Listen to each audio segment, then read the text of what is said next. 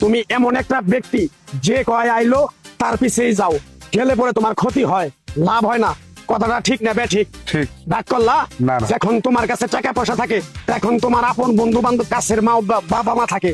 যখন তোমার কাছে টাকা পয়সা থাকে না, তোমার আত্মীয় স্বজন কোনো বন্ধু বান্ধব তোমার কাছে থাকে না। কথাটা ঠিক না বে ঠিক? ঠিক। রাগ করলা? না, না। এই কথাগুলো আগে পিছনে কোনদিন বলছিলা? না। তুমি মানুষের পিছনে যায় হাজার হাজার টাকা পয়সা নষ্ট করো, তোমার পিছনে এসে কেউ 10টা টাকা ক্ষতি করে না।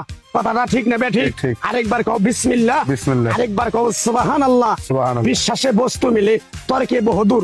তোমার যে কথাগুলো বলছি সত্য বলছি না মিথ্যা বলছি? সত্য। তুমি এমন একটা ব্যক্তি, মানুষের দুঃখ কষ্ট দেখতে পারো না, তার পাশে যাই দাঁড়াও, তারা এসে তোমার পিছন থেকে ক্ষতি করার জন্য ঘুরে। কথাটা ঠিক না বে ঠিক? ঠিক। রাগ করলা? না। কিছুদিন আগে একটা বিপদে পড়ছিলা, অনেক বন্ধু বান্ধবের কাছে 10, 20, 50 হাজার টাকা হাওলা চাইছো, তারা তো ফোন ধরেই নেই, তোমার সাথে এখন যোগাযোগ বন্ধ করে দিছে। কথাটা ঠিক না বে ঠিক? ঠিক, ঠিক। রাগ করলা? না, না। এই তাবিজ গাছ গাছরা দিয়া কারো কাছে টাকা পয়সা নিয়ে খাই না, তোর কাছ থেকে সামান্য কিছু টাকা নিয়ে আমি একসঙ্গে হোটেলে খামু, দিতে পারবি? পারবো। পারবি? পারবো। হাইট লাগবো না, তোর মনটা খুবই বড়। কেউ 50 টাকা চাইলে তার 5,000 টাকা দিয়ে দেস।